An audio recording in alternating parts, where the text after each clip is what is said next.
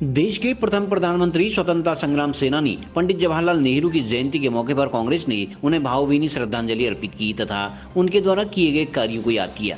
कांग्रेस जिला अध्यक्ष भगवत सिंह डसीला की अध्यक्षता में संपन्न बैठक में कांग्रेस कार्यकर्ताओं ने कहा कि पंडित नेहरू ने विकसित भारत के निर्माण की नींव रखी तथा देश को विश्व में अग्रणी राष्ट्र बनाने में अपना योगदान दिया। कपकोट के पूर्व विधायक ललित पासवान, पूर्व पालिका अध्यक्ष गीता रावल सहित गोपाल राम, ललित गोस्वामी आदि ने पंडित नेहरू के व्यक्तित्व और कृतित्व पर प्रकाश डालते हुए उन्हें श्रद्धांजलि अर्पित की।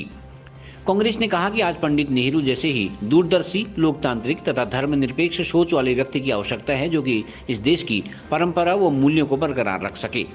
आज जो है पूरा एक ऐसे घराने के थे, आपको मैं लंबा इतिहास नहीं बताना चाहता, फिर भी मैं संक्षिप्त में कहना चाहता हूँ। जब बहादुर शाह जफर मुगल साम्राज्य का अंतिम बादशाह थे, टिमटमाते हुए, वो कश्मीर गए थे। कश्मीर केसरी बाग में जाने के बाद उन्होंने वहाँ से उनके पूर्वज कौल ब्राह्मण नाम के आदमी को दिल्ली लाए। दिल्ली लाने के बाद नहर के किनारे उनको बसा दिया।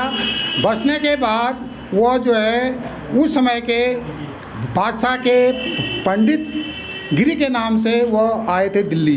दिल्ली आने के बाद उनके 2-3 भाई थे, भोपाल का ये क्या कहते हैं, गंगाधर कौल और लक्ष्मी नारायण कौल। उन्हीं के पुत्रों में से मोतीलाल नेहरू के पुत्र जवाहरलाल नेहरू, जिन्होंने आनंद भवन स्वराज भवन के रूप में दिया।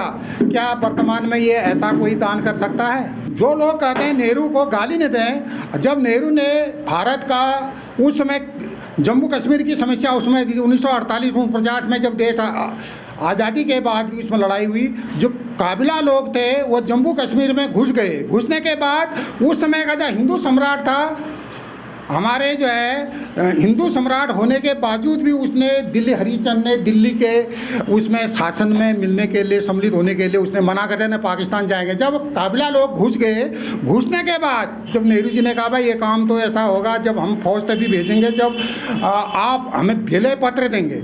लेकिन विलय पत्र देने के बाद उन्होंने फिर भी राजा हरिचंद ने स्वीकार नहीं किया, वो गोवा में जाकर के बस गए। कि भारत के महान स्वतंत्रता संग्राम सेनानी और देश के प्रथम प्रधानमंत्री स्वर्गीय जवाहरलाल नेहरू जी की जो जन्म दिवस है, हम उसको बाल दिवस के रूप में मनाते हैं। और जब हम बच्चे थे तो हम लोग बाल दिवस के इस प्रकार से गांव-गांव में प्रभात फेरी के तौर पर निकालते थे। आज उनकी याद में जिस प्रकार से देश सांप्रदायिक माहौल की ओर बढ़ रहा है, हम चाहते हैं कि भैया जिन्होंने 13 साल जेल में रहकर इस देश को आज़ाद किया, उनको यही सच्ची श्रद्धांजलि होगी कि हम धर्मनिरपेक्ष राज्य में सांप्रदायिक माहौल को ना बिगाड़ें और एक अच्छे वातावरण के साथ पंचशील के सिद्धांतों को मानते हुए नेहरू जी के आदर्शों पर चलने की पूरी कोशिश करें।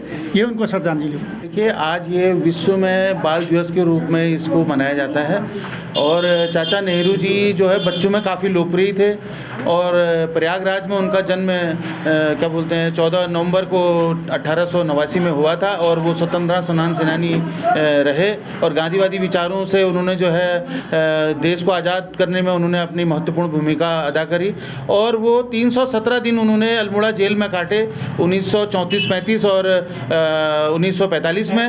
और यहाँ के जो बद्रीदत्त पांडे जी और तमाम जो स्वतंत्रता सेनानी जो जनपद बागेश्वर की ओर से थे, उनके सानिध्य में उन लोगों ने जो है स्वतंत्रता संग्राम के गुर सीखे और फिरंगियों से जो लड़ाई लड़ने का काम उनके द्वारा किया गया, वो उसी लिए आज हम समस्त कांग्रेस जनों ने आज कांग्रेस कार्यालय में एकत्रित होकर के उन्हें श्रद्धा सुमन अर्पित करे और उन्हें याद किया और विचार गोष्ठी यहाँ पर की गई। एशिया न्यूज के लिए ब्यूरो रिपोर्ट, बागेश्वर।